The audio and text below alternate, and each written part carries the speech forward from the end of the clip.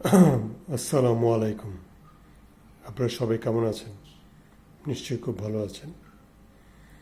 আমি আরেকটি ভিডিও নিয়ে হাজির হলাম। আমার আজকে ভিডিওর থাম্বনেল হলো ইরান সামরিক সক্ষমতায় এক অনন্য উচ্চতায় পৌঁছে গেছে।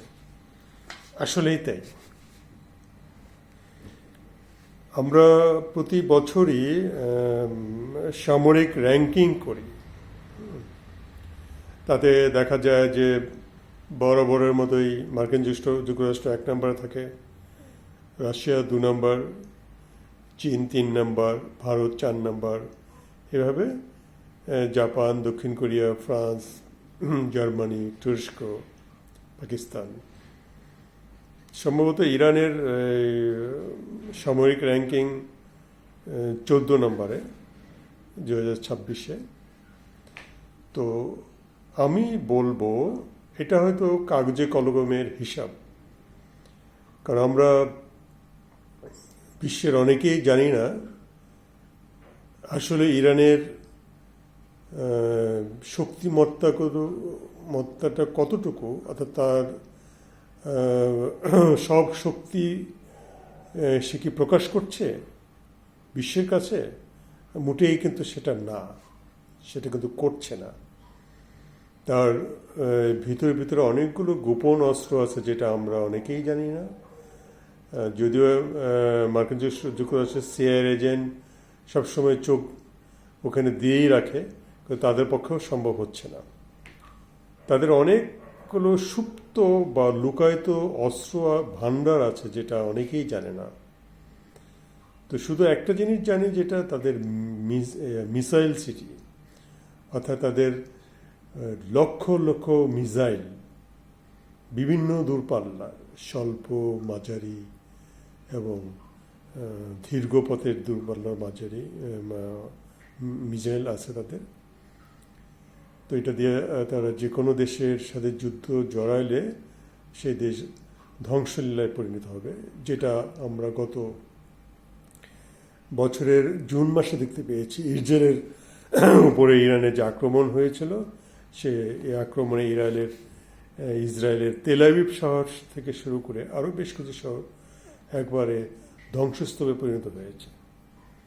তো সেটা ছিল ইরানের ভাষ্যমতো একটা ওয়ালমার্ক, অর্থাৎ ট্রেলার। আমরা মুভিতে যেমন ট্রেলার দেখি, 2 মিনিট 3 মিনিটের ট্রেলার দেখি, ট্রেলার দেখেই কিন্তু মুভির হাইপটা উঠানো হয়।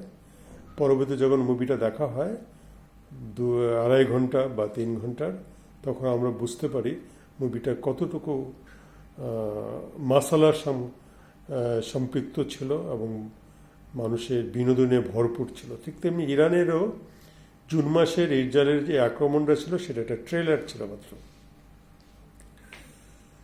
তো আমরা যেটা জানি, গত প্রায় 1-1.5 মাস যাবৎ মার্কিন যুক্তরাষ্ট্রের সাথে ইরানের যে বাক বিতণ্ডা, যুদ্ধ শুরু হবে একটা ভাব, শুরু হয়েও যেন হচ্ছে না। তার মানে কি মার্কিন যুক্তরাষ্ট্র ইরানকে ভয় পাচ্ছে? অবশ্যই ভয় পাচ্ছে। মার্কিন যুক্তরাষ্ট্র তারা আরব সাগরে এবং ইরানের যে পারস্য সাগর, হরমুজ প্রণালীর দিকে মার্কিন যুক্তরাষ্ট্রের যে দানবীয় এয়ারক্রাফট ক্যারিয়ার আব্রাহাম লিঙ্কন নিয়ে এসেছিল, অনেকগুলো জাহাজ, ডেস্ট্রয়ার নিয়ে এসেছিল এবং সাবমেরিন নিয়ে এসেছিল, সেগুলো কিন্তু কোনোটাই ধূপে টিকে নেই। ইরানের ভয়ে তারা কিন্তু প্রায় কয়েকশো মাইল দূরে তারা আরব সাগরে নিয়ে তারা নিরাপদ স্থানে আছে। এর মধ্যেও মার্কিন যুক্তরাষ্ট্রের প্রেসিডেন্টের হাম্বিদম্বি চলছেই, যে কোনো সময় যুদ্ধ শুরু হয়ে যাবে। ইসরায়েলও চাচ্ছে, কিন্তু সাহস পাচ্ছে না। কেন সাহস পাচ্ছে না? সাহস না পাওয়ার একটাই কারণ, তারা জানে বা তারা ধারণা করছে ইরানকে আমরা বাহির থেকে যতটা শক্তিশালী মনে করছি, ভিতরে ভিতরে ইরান তার থেকে অনেক বেশি শক্তিশালী। কাজেই তার সাথে পাঙ্গা লড়তে গেলে আমাদেরই বিপদ।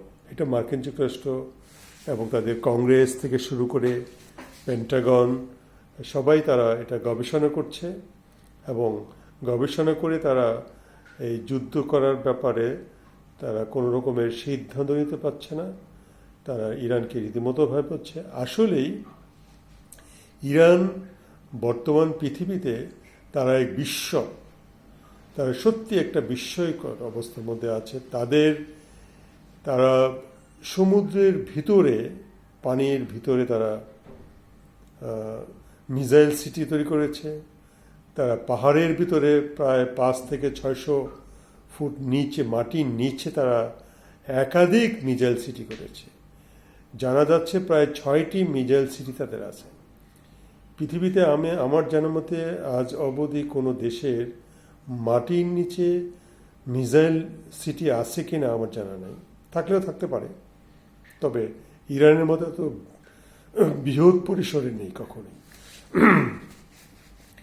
তারপর তাদের যে হাইপারসনিক মিসাইলগুলো এবং তাদের যে ব্যালিস্টিক ক্ষেপণাস্ত্র বিভিন্ন দূরপাল্লার তারা আবিষ্কার করেছে। সর্বশেষ 10,000 থেকে 12,000 কিলোমিটার পর্যন্ত তারা মিসাইল তৈরি করেছে, যেটা মার্কিন যুক্তরাষ্ট্রের যে কোনো শহরে আঘাত আনতে সক্ষম। আবার এটা মার্কিন যুক্তরাষ্ট্র শোনার পর থেকে তারা কিন্তু ইরানের ব্যাপারে নতুন করে হিসেব নিকেশ করা শুরু করে দিয়েছে। করতেই হবে, কিছু করার নেই। কারণ ইরানকে যদি তারা মনে করে যে Vietnam, Venezuela, Libya, Iraq, Syria, Afghanistan, তাহলে তারা খুব ভুল করবে। ইরান এদের থেকে অনেক ঊর্ধ্বে। ইরান অনেক শক্তিশালী একটা দেশ। তাদের সাথে পারতে হলে সেভাবেই তাদেরকে শক্তি অর্জন করে আসতে হবে। আর প্রায় 10,000 কিলোমিটার দূরে থেকে এসে আরব সাগরে, পারস্য উপসাগরে এসে ইরানের সাথে যুদ্ধ করবে মার্কিন যুক্তরাষ্ট্র, আর তারা সহি সালামতে আবার তাদের দেশে ফেরত যেতে পারবে, এত সোজা না। ইরান একদম সমুচিত জবাব দিয়ে দিবে, একদম সমস্ত। তারা ইরানের ধর্মীয় নেতা আয়াতুল্লাহ খোমেনি তো বলেই দিয়েছে, তাদের যে দানব আকৃতির যে এয়ারক্রাফট ক্যারিয়ার, বিমানবাহী রণতরী আছে, সেগুলোকে কীভাবে মাটির নিচে ডুবিয়ে দিতে হয় তারা সেটা জানে। তাদের সে অস্ত্র সেটা আছে। এটা কিন্তু সাংঘাতিক ব্যাপার। তার মানে ইরানকে এখন গোটা পৃথিবীব্যাপী তাদেরকে আমলে নিতে হবে। ইরানকে হিসাব করতে হবে। ইরান যে একটা শক্তিশালী রাষ্ট্রে পরিণত হয়েছে এটা মানতে হবে, এটা স্বীকার করতে হবে। এছাড়া কোনো উপায় নেই। ইরাক এখন মধ্যপ্রাচ্যের সিংহ, তাকে দমানো এত সহজ নয়, তার সাথে পারা এত সহজ নয়। তার সাথে কেউ যুদ্ধ করতে আসলে তাকে 1000বার চিন্তা করতে হবে, যুদ্ধ করতে তারা পারবে কিনা, এখান থেকে জয়ী হতে যেতে পারবে কিনা। অনেক রকমের হিসাব নিকাশের ব্যাপার আছে। কাজেই ইরান এখন সত্যি বলতে, ইরান এখন সত্যি সামরিক সক্ষমতায় এক অনন্য উচ্চতায় পৌঁছে গেছে নির্দ্বিধায়, এটা বলতেই হবে, এটা কোনো বিকল্প নেই। আমরা সবাই চাই, মহান আল্লাহ পাকের দরবারে দোয়া করি, ইরান যেন আরও শক্তিশালী হয় এবং ইরান যেন কখনোই পশ্চিমা বিশ্বের কাছে, বিশেষ করে মার্কিন যুক্তরাষ্ট্রের কাছে কখনোই মাথা নত না করে। অবশ্য খোমেনি সরকার, খোমেনি নিজেও কখনোই মাথা নত করেনি, কোনোদিন করবেও না। তো আপনারা সবাই খুব ভালো থাকেন। আজ এই পর্যন্তই। আগামীতে আবার কোনো ভিডিও নিয়ে হাজির হব, তখন দেখা হবে।